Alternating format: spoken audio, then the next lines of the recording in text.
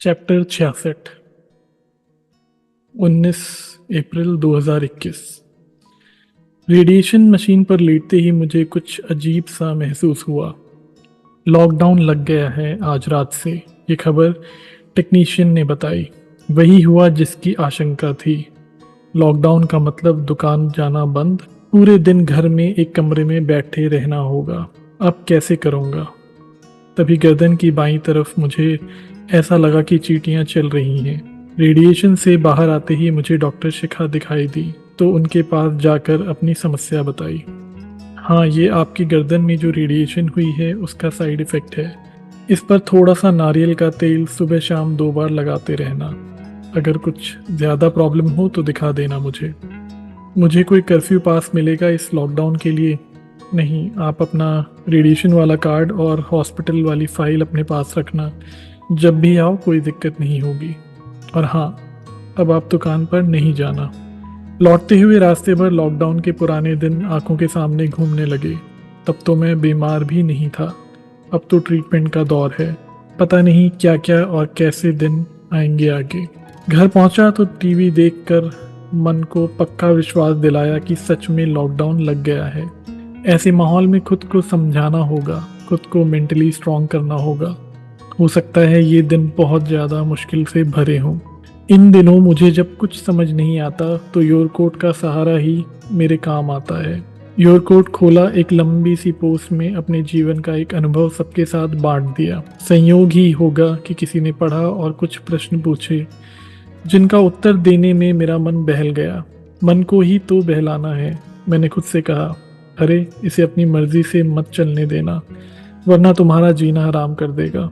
इसे अपने हिसाब से चलाना। इधर उधर भागने लगे तो तुरंत पकड़ लेना, वरना ये तो कुछ सेकंड में सब बर्बाद कर देता है। अच्छी बातें इसे समझानी पड़ती हैं, और इसकी तो आदत है कि ये तुम्हें उलझाए रखे। जब भी कोई मुश्किल आए तो उसके लिए छोटे छोटे से उपाय ढूंढने चाहिए। जैसे अगर 100 कदम चलना हो और वह मुश्किल लग रहा हो तो बस अपना ध्यान एक एक कदम पर रखना चाहिए। एक एक कदम आगे बढ़ते हुए कब 100 कदम पूरे हो जाएंगे पता भी नहीं चलेगा। चैप्टर 67। 20 अप्रैल 2021। लॉकडाउन का पहला दिन है। दोपहर को रेडिएशन के लिए जाना है। कल जो टेस्ट कराए इसमें टीएलसी बहुत कम है। शायद इस बार कीमो हो नहीं पाएगी। कैब बुक कराने लगा तो आधे घंटे के बाद कैब बुक हुई। जब वह आया तो हर तरफ के रास्ते बंद हैं। ड्राइवर ने कहा, सर आप नहर तक आ सकते हो क्या? मेरे घर से नहर चंद कदम दूर है, तो मुझे जाने में कोई दिक्कत नहीं हुई। नहर पर बैरियर के पास एक पुलिस वाले ने रोका, मगर कार्ड और फाइल देखकर जाने दिया। हॉस्पिटल पहुंचा तो देखा दूसरे गेट पर एक लंबी कतार लगी है। गार्ड से पूछा तो उसने बताया कि ये कोविड टेस्ट कराने वालों की लाइन है। रेडिएशन रूम के बाहर ही डॉक्टर शिखा मिल गई। उन्होंने रिपोर्ट देखी तो बोली, कल तो आपकी कीमो नहीं होगी। आपको 3 दिन तक ग्रेफिल इंजेक्शन लगवाने हैं और उसके बाद टीएलसी चेक करवाना। अगले हफ्ते देखते हैं, अच्छे से अपनी देखभाल करना। रेडिएशन करवा कर लौटने लगा तो वहीं कैब वाला दिखा जो लेकर आया था। बोला कि कोई बुकिंग ही नहीं मिली और उसके साथ ही लौट लिया मैं। मन जाने क्यों उदास है। अचानक से मुझे मीता की याद आई। मीता मेरे एक दोस्त की बेटी है। 2015 में उसे भी कैंसर हुआ था। ओवेरियन कैंसर, जो ओवरी से निकलकर आसपास फैल गया था। उसे जब इस बात का पता चला तो मानसिक तनाव से वह टूट गई। ना इलाज कराने को तैयार, ना किसी से बात करने को। तब तक मेरी उससे कभी भी बात नहीं हुई थी। मेरा दोस्त हिमाचल में रहता है, तो उसने मुझसे कहा कि तुम बात करके देखो, शायद तुम्हारी बात सुन ले। मेरा दोस्त मेरे कैंसर के बारे में जानता है। मैंने मीता से बात की। बहुत बार बात करने के बाद वह ऑपरेशन के लिए तैयार हो गई। वह मुझे बड़े पापा बोलने लगी। मेरा मन उसके बारे में जानने को इतना बेचैन हुआ कि रास्ते में ही मैंने उसे फ़ोन मिला दिया। मेरे दोस्त ने फ़ोन उठाया तो मैंने मीता के बारे में पूछा। उत्तर में एक जोर की चीख और सिसकियां सुनाई दी। मुझे काटो तो खून नहीं। अचानक मेरा मन सहम गया। थोड़ा रो लेने के बाद मेरे दोस्त ने बताया, मीता अब नहीं रही। 30 मार्च को उसने हम सबको अलविदा कह दिया। मुझे क्यों नहीं बताया? मेरे आंसू रोके नहीं रुके। मीता ने हमसे वादा लिया था कि बड़े पापा को तभी बताना जब उनका ट्रीटमेंट पूरा हो जाएगा, इसीलिए तुम्हें नहीं बताया। फोन बंद कर फोन को देखता रहा कि मैंने कोई सपना तो नहीं देखा।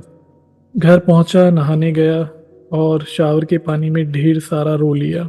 मीता की मौत से बहुत दुखी है मन। मेरे मन में उसके लिए इज्जत बढ़ गई कि उसे ये ख्याल रहा कि बड़े पापा को तभी बताना है जब उनका ट्रीटमेंट पूरा हो जाएगा। इस स्नेहिल रिश्ते के प्रति मेरे मन में श्रद्धा भाव उमड़ आए।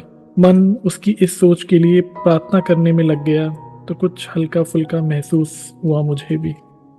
चैप्टर 68। हालात दिन पर दिन खराब होते जा रहे हैं।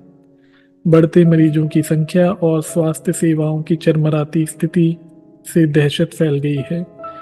लॉकडाउन ने लोगों के दिमाग में भी लॉकडाउन वाली स्थिति ला दी है। हर कोई बेचैन, परेशान, कंफ्यूज हो गया है। रेडिएशन के लिए जाते हुए रोज कैब ड्राइवर अपनी दुख भरी कहानी सुनाते हैं। ऐसी स्थिति में कुछ लिखने को भी मन नहीं करता। लिखना ही तो एक आसरा है इन दिनों। अगर वह भी छूट गया तो क्या होगा। सरकार से संभाले नहीं संभल रहा ये तूफान।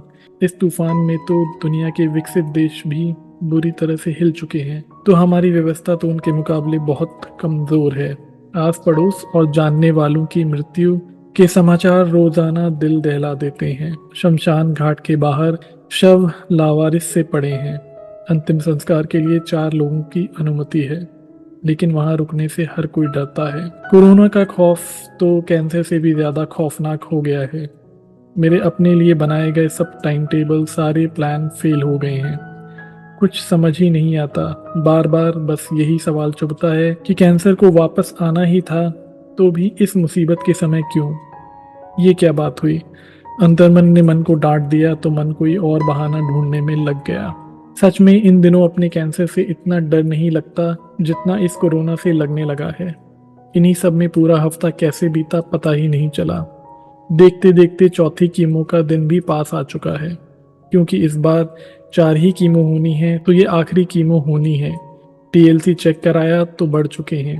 इस माहौल ने इतना डराया कि मन ही नहीं किया कि मनु को भी साथ ले जाऊं एडमिशन के लिए, लेकिन लेकर तो जाना पड़ेगा। इस डरावने माहौल में किसी को साथ ले जाना पड़ेगा।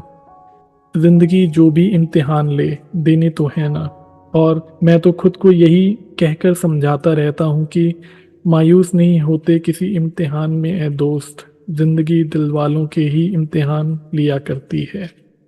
चैप्टर 69। घबराहट और दहशत के माहौल में आखिरी कीमो का दिन भी आ गया। सुबह मुझे एडमिट कराकर मनु चला गया। 9 बजे कीमो शुरू हो गई। आखिरी कीमो का उत्साह बनाए रखने की कोशिश में जुटा हूँ। मेरा हाथ गर्दन के बाईं ओर गया तो मुझे ऐसा लगा कि कुछ पपड़ी सी लकीरें हैं। गर्दन की रेडिएशन का साइड इफेक्ट होगा। अंतर्मन ने मन को समझाया और 2-3 दिन से तो नारियल का तेल भी नहीं लगाया। आखिरी कीमो है तो मतलब रेडिएशन के भी थोड़े ही दिन बचे हैं। जो उत्साह होना चाहिए वह मन में नहीं है। क्यों? इस सवाल का जवाब नहीं दे पाया मैं। क्या कोरोना की दहशत ने इतना डरा दिया है कि इस रोमांच का भी अनुभव नहीं हो रहा मुझे? क्या कोई और कारण है? इसी सब के बीच वैक्सीन की पहली डोज लगवा ली, मगर मन 2 हिस्सों में बटा है। एक हिस्सा कह रहा है कि इतनी कीमो की दवा तुम्हारे भीतर जा चुकी है जो तुम्हारी इम्यूनिटी का बेड़ा गर्क कर चुकी है। ये वैक्सीन की डोज क्या इम्यूनिटी को बढ़ाएगी? मन का दूसरा हिस्सा कह रहा है, अरे कोई बात नहीं, एक तसल्ली तो रहेगी ना कि वैक्सीन लग गई है। कीमो खत्म हो गई तो मन ही मन डे केयर वार्ड स्टाफ सबको शुक्रिया अदा किया और रेडिएशन करवाने को आ गया। आप बहुत दुबले हो गए हैं, खाना खा भी रहे हैं कि नहीं? अचानक से डॉक्टर शिखा ने चौंका दिया। जी कोशिश तो पूरी करता हूँ। खुश हो जाओ, आपका ट्रीटमेंट बस अब थोड़े दिन का ही रह गया है। आपने सब अच्छे से लिया है। अब आपको अपना बहुत सारा ख्याल रखना है। जी। रेडिएशन मशीन पर मन पता नहीं कहाँ उलझा रहा। इसी उलझन में कब रेडिएशन हो गई पता ही नहीं चला। कब कार्ड लिया, कैब बुक कराई, कब घर पहुंचा, सब होता चला गया और मैं हूं कि मुझे कुछ खबर नहीं। ऐसा क्यों हुआ? ऐसा क्या हुआ? मुझे कुछ समझ में नहीं आ रहा। चाय पी 5 मिनट में भूल गया कि अभी चाय नहीं पी, जबकि खाली कप मेरे हाथ में है। कोई भ्रम की स्थिति है। घर में अपने कमरे में ही रहना है तो दर्द की गोली खाकर लेट गया। दर्द की दवा के असर से कब नींद आ गई पता ही नहीं चला। सुबह 3 बजे नींद खुल गई। दर्द फिर से बहुत तेज होने लगा। थोड़ी बाहर टहलने की कोशिश की तो चक्कर से आने लगे। उसके बाद जाने फिर से कब नींद आ गई मुझे। चैप्टर 70। कीमो का दौर खत्म हो गया। बस 2 हफ्ते की 10 रेडिएशन बाकी है। अंदर विचारों का उफान है, बाहर कोरोना का तूफान है। ऐसे में कुछ लिख भी नहीं पा रहा। योरकोट से भी मन ऊब गया है। शायद मेरे भीतर में इस समय निराशा है। कोई अनजान सा डर डरा रहा है मुझे। सोच सोच कर परेशान हो गया हूँ मैं। किसी से जी भर बातें कर लेना चाहता हूँ, मगर किससे और क्या बातें करूँ। बोलने में मुंह दर्द करता है, खाने में पूरा खुलता नहीं। जो एक्सरसाइज बताई है इसके लिए कर रहा हूँ। मुझे लगता है मेरे अंदर बहुत कुछ जमा हो चुका है और मुझे निकालने का कोई रास्ता नहीं मिल रहा। इससे मेरा स्वभाव चिड़चिड़ा हो गया है। बहुत कोशिश करने के बाद कुछ लिखा, योरकोट पर पोस्ट किया, कमेंट्स आए। ऐसा लगा कि ये तो बस एक प्रक्रिया है जो मैंने निभा ली है। इसमें कोई रस, कोई खुशी, कोई आनंद नहीं है। आखिर क्या चाहते हो तुम? आईने के सामने खड़ा खुद से पूछ रहा हूँ, खुद से। कुछ बोलोगे नहीं तो क्या मालूम पड़ेगा। मैं बीमार होते होते थक गया हूँ। अब तो ट्रीटमेंट पूरा होने वाला है। आखिरी दिनों में क्यों हारने लगे हो तुम ऐसा नहीं कर सकते। मैं क्या कोई पत्थर हूँ?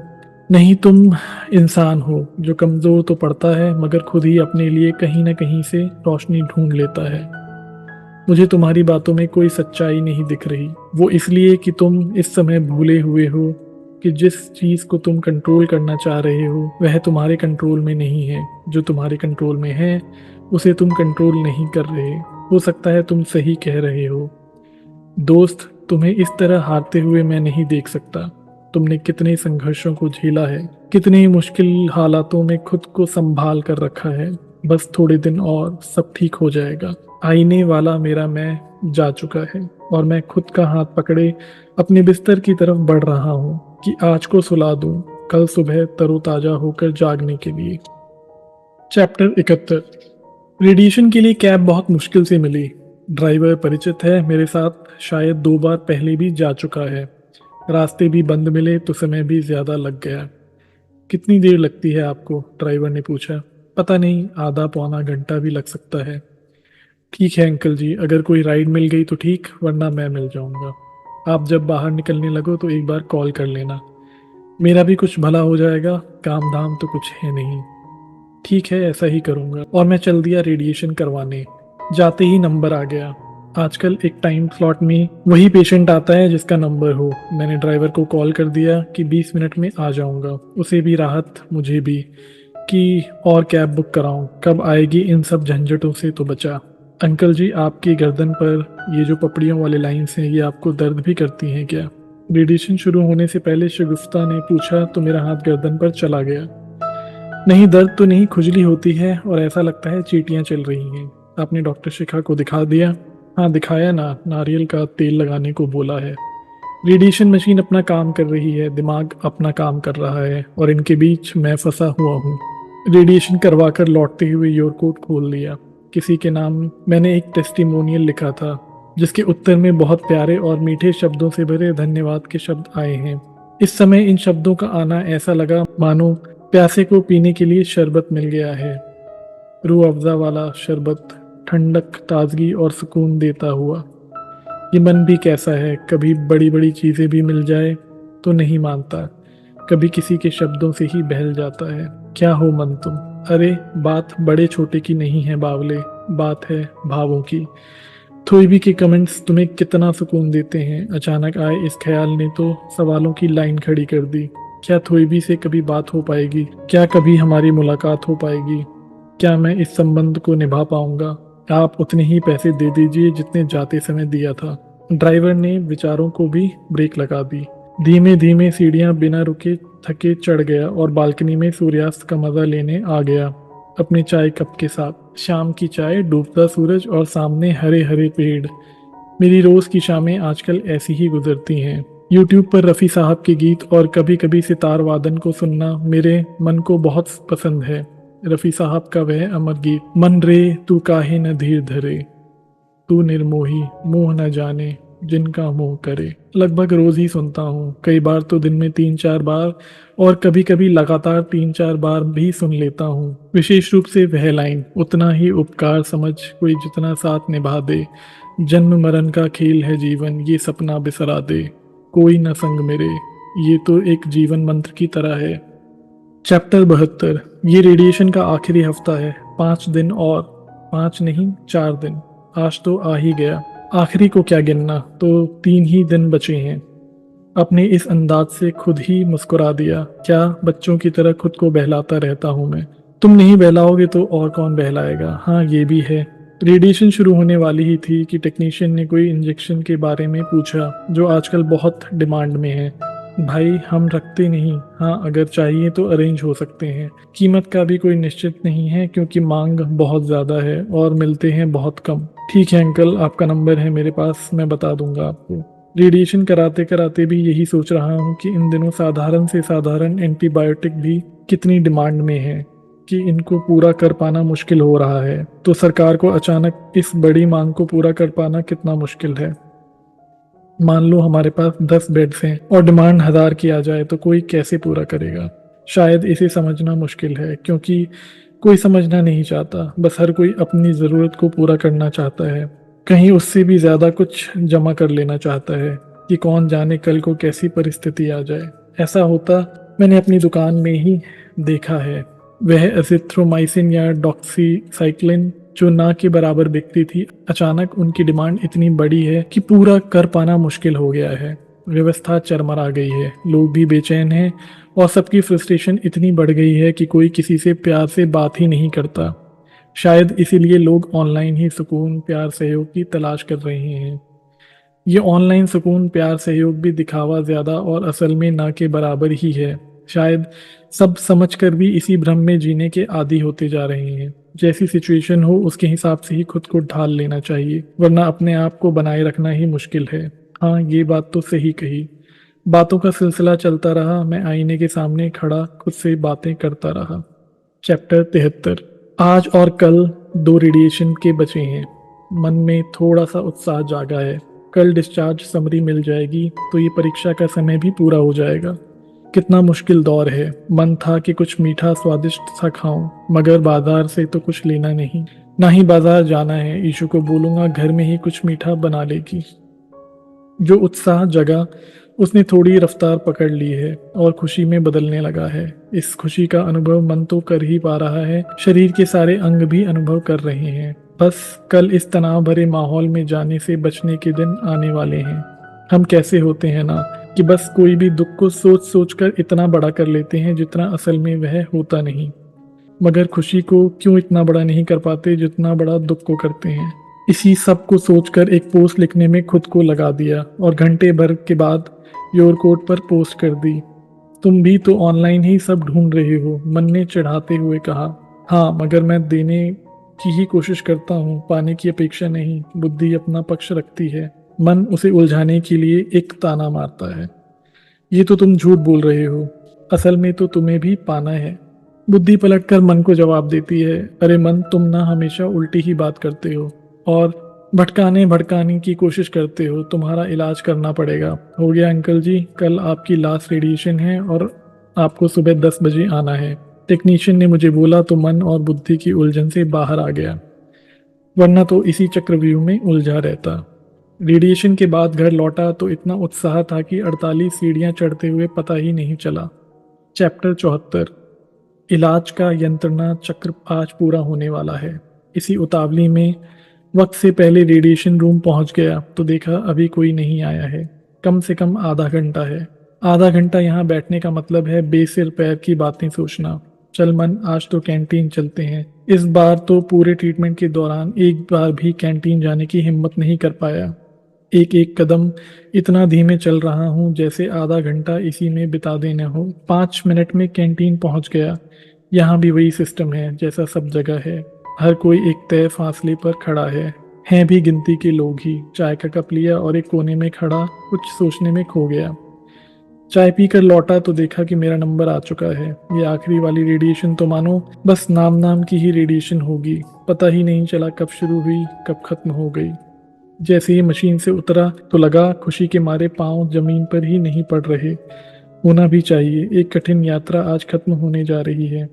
पार्टी तो बनती है। मन में एक ख्याल इतराया। आम दिन होते तो जाते हुए बाजार से ज़रूर कुछ लेकर जाता, मगर आजकल तो इस बारे में सोचना भी गुनाह है। यह आपकी डिस्चार्ज समरी है। 2 हफ्ते बाद फॉलोअप को आना है। बीच में कोई दिक्कत हो तो दिखा लेना। डॉक्टर शिखा ने मुस्कुराते हुए बोला तो मैं वर्तमान में आ गया। फाइल उठाई, अभिवादन किया, मन ही मन सभी को धन्यवाद किया। अंत में मन में दोनों हाथ जोड़कर सिर झुकाकर ईश्वर के प्रति आभार प्रकट किया और घर लौट आया। घर लौटकर सबसे पहले तो एक पोस्ट लिखी अपने दोस्त के नाम। उन्हीं के माध्यम से सबको धन्यवाद किया जिसने भी किसी न किसी रूप में इस मुश्किल वक्त में मेरा साथ दिया, मेरे बुरे व्यवहार को झेला। किसी के बुरे व्यवहार को झेलना इतना सरल नहीं होता है। उसके लिए मैंने उन सब से मन ही मन क्षमा मांगी और खुद से वादा किया कि आने वाले दिनों में मैं अपने व्यवहार, अपने स्वभाव और अपने आचरण को अच्छा रखूंगा। जीवन की इस कठिन परीक्षा को पार पाना अकेले तो मेरे लिए बिल्कुल भी संभव नहीं था। चैप्टर 75। जिंदगी का सफर जारी है। ट्रीटमेंट के साइड इफेक्ट्स अब खूब तंग कर रहे हैं। शायद जल्दी ही ये ठीक हो जाएं। अब इसके बाद जिंदगी में क्या बदलाव आएंगे वह समय बताएगा। मन को स्वस्थ रखने के लिए कोशिश करते रहना है। जिंदगी की दिशा भी बदली है और दशा भी बदली है। इस बदलाव से जो भी मुश्किलें आ रही हैं, मन में मौन उनका हल ढूंढने में लग जाता है। कोई ना कोई तो रास्ता, बहाना और कोई आस विश्वास ढूंढ लेता है। ट्रीटमेंट के बाद की भी जिंदगी आसान नहीं है, मगर आसान बनानी पड़ेगी। पहले 2 सालों में हर 6 महीने बाद पेट स्कैन होता रहेगा। यही फॉलोअप का प्रोटोकॉल है। इस बार ट्रीटमेंट के बाद मुश्किलें 2014 वाले ट्रीटमेंट के बाद से काफ़ी ज़्यादा हैं। कुछ तो उम्र का भी रोल है इसमें। बहुत कोशिश करता हूँ कि सोचने पर पूरी नज़र रखूँ, मगर नहीं हो पाता। शौक भी धीरे धीरे अब गायब ही होते जा रहे हैं। मेरा दिन तो रफ़ी जी के गीतों से शुरू होकर ख़त्म भी उन्हीं के गीतों के साथ होता रहा है, मगर अब वह रस या मज़ा नहीं आता।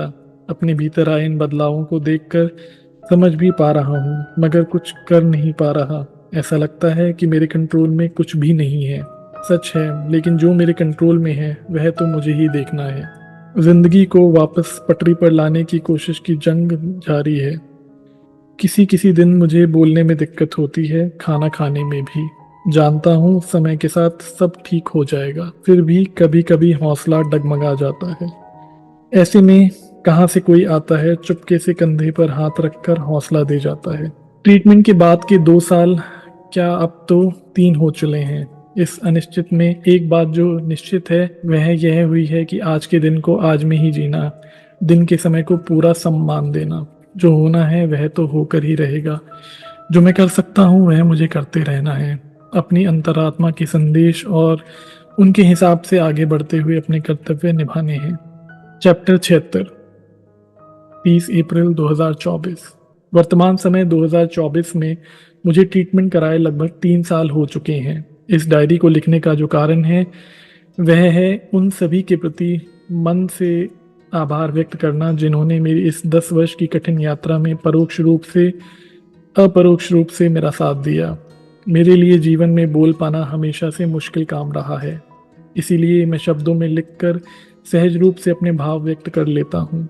मेरे लिए अनगिनत लोगों ने टेस्टिमोनियल लिखे हैं। मैं भी आज उसी माध्यम का सहारा लेकर अपने मन को हल्का करना चाहता हूँ। ये मेरा सौभाग्य है कि मुझे मुश्किल से मुश्किल हालात में आप सभी का प्यार और समर्थन मिलता रहा और मिल रहा है।